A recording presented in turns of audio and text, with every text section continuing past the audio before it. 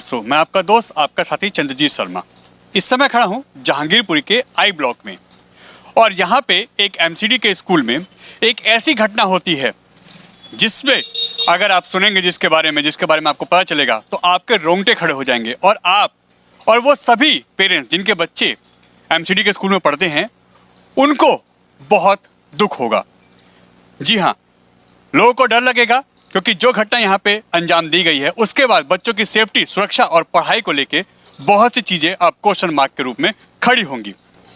आप देखिए, निगम प्रतिभा कन्या विद्यालय, हालांकि यह प्रथम पाली का बोर्ड है मगर इसकी सेकंड पाली यानी द्वितीय पाली जो होती है, दूसरी शिफ्ट जो बच्चों की लगती है जिसमें बॉयज़ आते हैं, हम उसकी बात कर रहे हैं।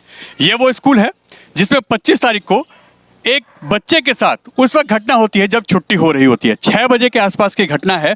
और हम आपको एक चीज़ दिखाते हैं, ये देखिए सामने, ये जो सामने जो बिल्डिंग है इसके पीछे पानी की टंकी है। उस दिन वो बच्चा यहाँ पे पानी पीने जाता है क्योंकि वो अपनी पानी की बोतल नहीं लेके आया था, जिसकी वजह से उसको जब प्यास लगती है तो पानी पीने पीछे की साइड जाता है, जहाँ पे उसके साथ कुछ व्यक्ति जो बाहर के बताए जा रहे हैं, एक व्यक्ति उसका मुंह दबा के उसको साइड में ले आता है और 2 लोग और उसके साथ उसके कपड़े फाड़ते हैं और उसके साथ गलत काम करने की कोशिश करते हैं। हालांकि किस्मत अच्छी रही उस बच्चे की, वो चिल्लाता है, अपने आप को बचाता है और वो यहाँ से इस गेट को यानी इसके दूसरे गेट को कूद के फान के भाग जाता है। उसके बाद जब करीब 7 बजे के आसपास उसकी मदर यहाँ घूमती हुई आती है तो उसके बाद वो उस बच्चे को यहाँ मिलती है। 7 बजे के आसपास उस बच्चे को यहाँ मिलती है। 6 बजे छुट्टी हो जाती है और बताया जा रहा है कि स्कूल का गेट बंद हो जाता है। फिर वो इसके पीछे जो गेट है उसको कूद के फान के जाता है और उसकी मम्मी को 7 बजे के आसपास इसी एरिया में बच्चा मिलता है।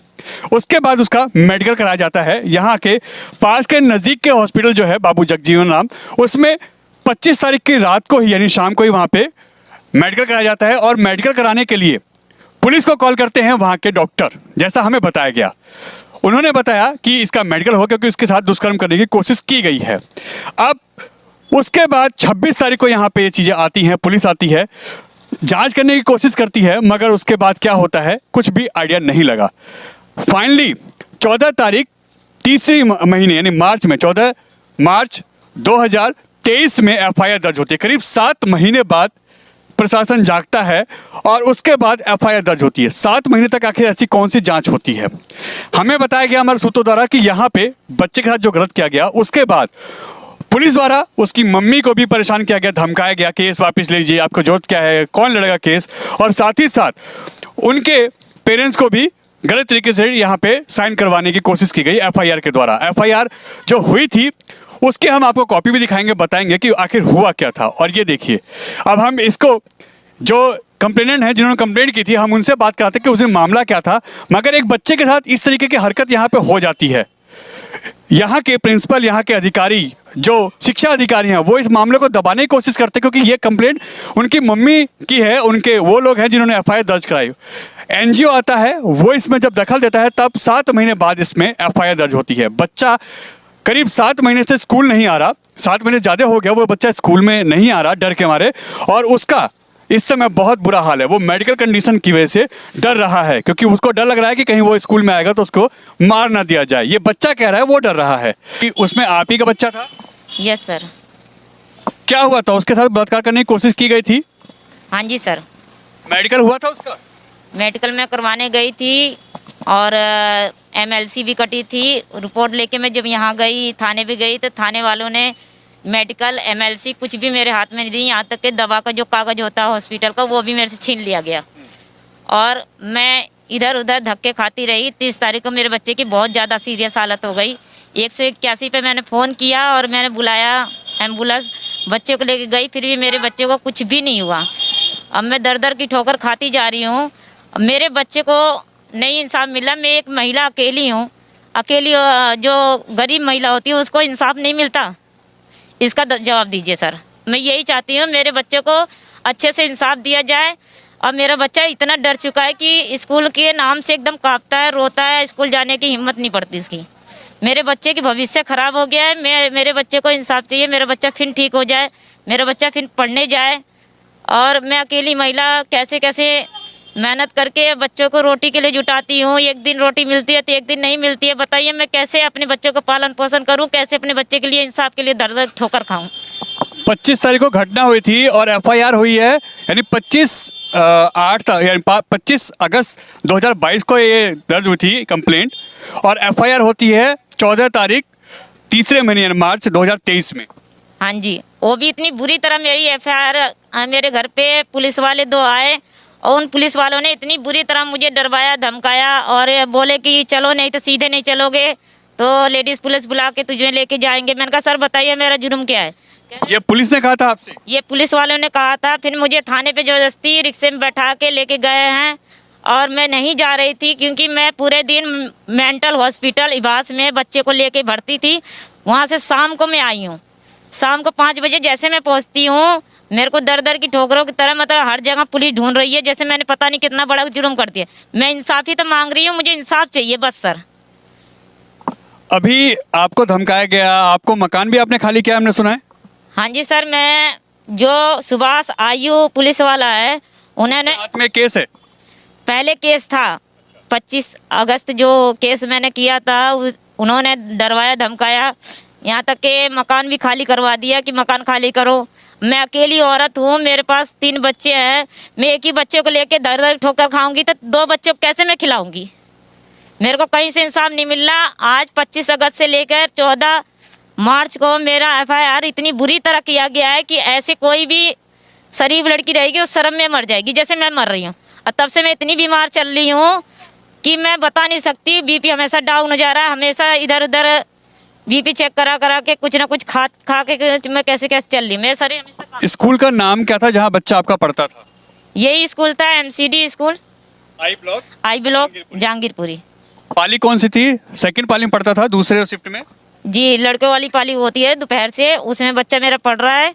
और मैंने पुलिस वालों का जो दरवाज़ा खटखटाया वो तो खटखटाया, बल्कि मैंने प्रिंसिपल के भी आगे हाथ जोड़े। उन्होंने कहा कुछ भी नहीं ऐसा होने वाला। यहाँ तक कि कैमरा चेक करवाने कहा तो कैमरा चेक बता रहे हैं कि स्कूल के अंदर कैमरा चेक नहीं होगा क्योंकि उसमें कैमरा नहीं है। अब मैं पीछे वाले अगल बगल के जो घरों में कैमरे बने हैं उसमें चेक करवाने गई तो उन्होंने क्या करा कि मेरे कैमरे में बच्चा दिखाई नहीं दिया जो मैंने चेक कराया, उसकी टाइम इधर उधर कर दी। और फिर प्रिंसिपल मैडम आई, उनको प्रिंसिपल है, उनके स्कूल का एक छात्र है, ऐसी हालत में है तो उनको कैमरा चेक करना चाहिए। उन्होंने कैमरा नहीं चेक किया, बल्कि पुलिस वालों को, एक पुलिस वाला गया, उनको बुलाया गया तो वो गया, उनसे बातचीत हुई। दूसरा पुलिस वाले ने क्या किया कि बैग दिखाया दूसरे पुलिस वाले को, उन्होंने उसके बाद में गली का कोई भी कैमरा चेक नहीं किया। मेरे बच्चे की हालत। बैग किसने दिखाया? बैग प्रिंसिपल मैडम ने जो यहाँ की हैं, दूसरी शिफ्ट की, मंजू की, अंजू ऐसी कुछ नाम है, मधु नाम है, उन्होंने अपना पर्स खोला और पुलिस वाले को दिखाया, तब से कैमरा चेक होना बंद हो गया सर। मुझे मैडम ने आपकी कोई हेल्प की? कभी मिली आपसे? कोई हेल्प नहीं करी। कभी मिली आपसे? मिलने को मैं बार बार जाती हूँ मुझे, और नहीं तो मेरे कलेक्टर पे उंगली उठाई जाती है कि अकेली औरत अपने आदमी को छोड़ के किस कारण बच्चों को लेके दर दर की ठोकर खा रही है। खुद गलत है, मैं कहाँ से गलत हूँ? ये मेरे को इंसाफ चाहिए। मेरे को मेरे कलेक्टर पे उंगली कैसे उठाई मैडम ने, ये किसने बोला आपके लिए? मेरे को बहुत जानकारी मिली है।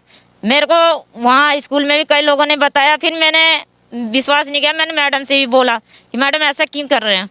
कहा ऐसा कुछ भी नहीं है, बच्चा ठीक है, बच्चे को मेरे हाथ में ला के दो, बच्चे को ले जाओ। मैं ऐसे कैसे दे दूँ? मेरा बच्चा डरा हुआ है, एक तो बीमार है, मेंटल हॉस्पिटल में उसका इलाज करवा रही हूँ। आज भी डॉक्टर मैडम का फ़ोन आया था, नहीं लेके आ पाई क्योंकि मेरी तबीयत ख़राब चल रही है, तब से मैं कैसे लेके जाऊँ? 7 महीने एफआईआर हुई है, 7 महीने बाद?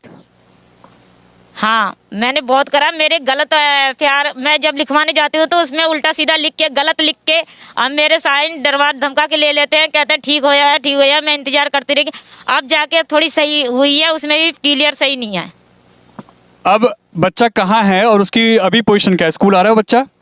नहीं, स्कूल तभी से वो डर गया इतना कि स्कूल की तरफ देखने को राजी नहीं है, और ना स्कूल आ रहा है बच्चा। तब से मेरा लड़का मेडिकल की तरफ, पागलों की तरफ पड़ा हुआ है। स्कूल के नाम से सिर्फ डरता है, कहता है मम्मी मैं जाऊंगा तो मुझे जान से सब मार देंगे और तुम्हें भी मार देंगे। अब आपको इंसाफ चाहिए, आप इंसाफ के लिए लड़ रही हैं? मेरे को इंसाफ चाहिए। ऐसा है, मैंने कंप्लेंट नहीं करी, मैंने तो रिक्वेस्ट करी है हर ऑफिस में, हर जगह पे, कि भाई ऐसे ऐसे मुझे पता चला था कि भाई 25 अगस्त को शाम को एक बच्चे के साथ इस तरह की घटना हुई है, और अगले ही दिन पुलिस भी आ गई थी। स्टाफ को पूरे को पता था। ये 25 अगस्त 2022, हाँ जी 25 अगस्त 2022। जो लड़का है उसकी मम्मी ने क्लास टीचर को बता दिया था कि भाई ऐसे ऐसे हुआ है, क्योंकि स्टाफ जा चुका था। शाम की ये घटना है 6 बजे की। 6 बजे छुट्टी करके स्टाफ वाले चले गए थे। जब उनके घर वालों को पता चला तो उन्होंने क्लास टीचर से बात करी, उसने बताया, और क्लास टीचर ने उसी टाइम अपने स्टाफ को ही बता दिया। पूरे स्टाफ को 25 तारीख की शाम को ही पता चल गया था कि इस तरह की कोई घटना हुई है। अगले दिन सुबह पुलिस भी आई थी। 26 तारीख को दिन में पुलिस आई करीब 10:30-11 बजे। उनके साथ कोई NGO की भी महिला थी, एक लेडी पुलिस थी और एक जेंट्स पुलिस वाला था। फिर FIR होने में तो टाइम क्यों लगता है? सर ये जो है ना, ये मामला जो है प्रिंसिपल ने दबा दिया। प्रिंसिपल ने अपने ऑफिस में बताया ही नहीं कि भाई इस तरह की कोई घटना हुई है। 30 तारीख को सुबह की पाली के प्रिंसिपल ने बताया है कि इस तरह की घटना हुई है मेल से, क्योंकि उनके समय पे पुलिस वाले आ गए थे। अगर वो पुलिस वाले जल्दी ना आते, 1:30-2 बजे आते सुबह की पाली ख़त्म होने के बाद, तो शायद वो पता भी ना चलता। उन्होंने बताया। उसके बाद 30 अगस्त को उन्होंने मेल से बताया कि भाई ऐसे ऐसे घटना हुई है और उसमें कोई कार्रवाई अब नहीं हो रही। स्टाफ वाले सोच रहे थे भाई प्रिंसिपल कार्रवाई करेगी, प्रिंसिपल ने इस बात को छुपा लिया। 30 तारीख को जब जोनल हेड को पता चला, हमारी AD हैं श्रीमती नीलम, वो जोनल हेड हैं, उनको मेल से पता चला। उन्होंने स्कूल वालों से संपर्क करा, प्रिंसिपल से या किसी और से, लेकिन उन्होंने स्कूल में विजिट नहीं किया। उन्होंने भी टरका दिया और इस मामले को पूरी तरह दबा दिया। ऐसा बताया जा रहा है कि मामला बताया गया कि लड़ाई झगड़ा हुआ था। ऐसा जी वो बिल्कुल झूठ बोल रहे हैं। लड़के के साथ जो हुआ वो लड़के ने बता दिया था। वो लड़का आज भी 7-8 महीने बाद जब FIR हुई है तभी पुलिस वालों को उसने वही बात बताई है। और आप 30 अगस्त की अगर मेल निकालोगे ना, तो सुबह वाले प्रिंसिपल ने भी वही बोला है जो अब FIR में है। अलग अलग लोगों को जब सेम बात बताई है ना, तो बात बिल्कुल वही है जो एक्चुअल में हकीकत हुई थी। आपके पास मेल या FIR की कॉपी है? मेरे पास जो है ना FIR की भी कॉपी है।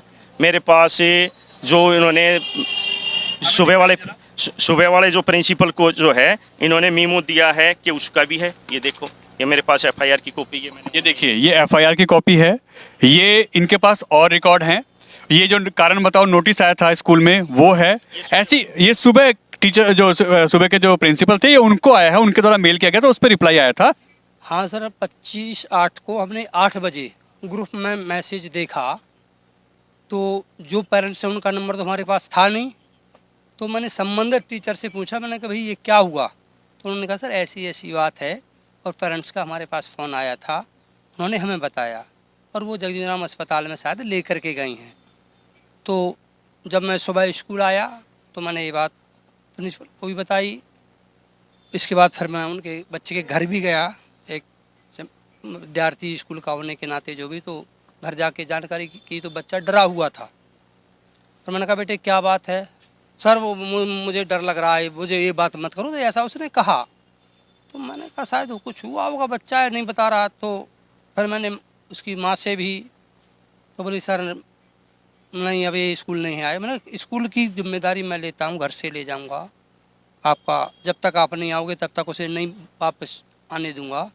लेकिन बोले नहीं सर हम नहीं भेज सकते हैं, ये डरा हुआ है, इसकी जान को खतरा है, कुछ हो जाएगा तो हम क्या करेंगे, हमको धमकी दी जाती है। इसके साथ माँ ने बताया था बच्चे की ने, मतलब इसको उन्होंने कहा कि यदि तू किसी को कहेगा या बताएगा तो मैं तुझे मार दूंगा, बच्चे को जो भी। हाँ, तो उस चक्कर में उसके बाद फिर मैं एक बार और भी गया। नहीं, बच्चा स्कूल नहीं आ रहा है, बच्चा तब से नहीं आ रहा, बिल्कुल नहीं आ रहा है। उसके लिए हमने हाँ हाँ हमारे अधिकारी आए थे स्कूल, हाँ स्कूल इंस्पेक्टर आए थे। उन्होंने मतलब कि आपको क्या, तो वही कि भाई स्कूल समय की उस समय तो कोई जानकारी हमें नहीं मिली है, यही सारा सभी ने अपना अपना इसको जो जानकारी थी वो दिया था। इसके बाद आगे क्या हुआ वो अभी भी मतलब बच्चा नहीं आया, लेकिन आज तक नहीं आया है। प्रयास करते हैं, फ़ोन करते हैं, लेकिन यही आता कि बच्चा नहीं आएगा। जैसे हम स्कूल से घर गए तो करीब 7 से 8 बजे के बीच में ग्रुप पे मैसेज आता है कि स्कूल में ऐसे ऐसे कोई घटना हुई है। भी बच्चे के साथ मारपीट हुई है, कुछ ऐसा सुनने में आया। तो हमने ग्रुप में लिखा भी अगर ऐसा कुछ हुआ है तो भी इसकी जांच की जाए, तुरंत प्रभाव से इसकी जांच की जाए, ताकि बच्चे के साथ अगर कुछ गलत हुआ है उसका सॉल्यूशन हो सके और बच्चा थोड़ा दबाव ना माने और स्कूल में आए वो। इसके बाद जैसे हमें क्लियरली कुछ पता नहीं लगा, अगले दिन भी आए, हम डायरेक्ट क्लास में गए, नॉर्मल लग रहा था सब, लेकिन 2-4 दिन बाद पुलिस आई स्कूल में, तो फिर थोड़ा सा डाउट हुआ भी शायद कुछ हुआ हो। उसके बाद एनजीओ वगैरह भी आए थे, जो लोग थे, लेकिन हमें उनसे ना तो वो हमसे मिले और ना ही पुलिस वालों ने हमसे कोई बात की। हम अपनी क्लास में थे, जैसा हम रेगुलर करते हैं, बच्चों को पढ़ाते हैं, वो हमने किया। उसके बाद जैसे अधिकारियों द्वारा जांच भी की गई, वे आए हैं, और क्या मेल आती है क्या नहीं आती है, क्या मतलब हो रहा है स्कूल में, वो तो देखो स्कूल के जो हेड है उनको ही पता है। हाँ ये निश्चित है, अधिकारी आए थे, अभी पीछे से भी आए थे। हाँ। बच्चे से सर, जैसे वो मैम की क्लास का बच्चा है और उस दिन मैम शायद छुट्टी पे थी, तो मैम उनके पास प्रॉपर जाती हैं, जैसे जैसे मैडम बोलती हैं। हाँ जी, क्लास टीचर। बाकी किसी अदर टीचर को हेड मैम ने बोला नहीं है जाने के लिए, अगर बोलते तो शायद हम चले जाते, क्योंकि विदाउट किसी नोटिस के या ऑर्डर के हम जा नहीं सकते कहीं किसी के घर पे, इसलिए हम नहीं गए वहाँ।